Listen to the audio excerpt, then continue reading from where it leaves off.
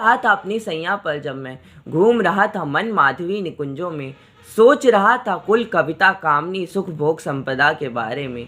पूजनीय माता के पावन चरणों में मैं घूम घूम कर गा गा कर बस बना रहा था ललित छंद श्रृंगार लिए, और अपनी प्रिया के मंजुल मुख की स्तुति में मैंने गान किए।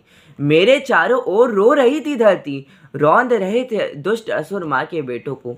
मैं डूबा अपनी चिंता में, बस दबा रहा था पांव दुष्टों का, जो मेरे ही सुहित भांडव के लहू से सने थे। सुख में डूबा हुआ सो रहा था कोमल सैया पर जब मैं सुख सुविधा धन के बारे में सोच रहा था। भीषण हाथ पड़ा जैसे ही मेरे उर पर, भारत माता प्रकट हुई चंडी बनकर। हस्तिहार पहनी थी वह, नन मुंड की मेखला कमर में, विक्रोधरी सी उनकी आंखें भूखी थी वह माँ दलिद्र थी। असुरों से आघाता से घाव के चिन्ह पीठ से पर थे, सिहनी सी गरजती मार कर खा जाने सी लगती थी। सकल भुवन को जला रही थी क्रूर भूख से व्याकुल अंगारों सी आंखें।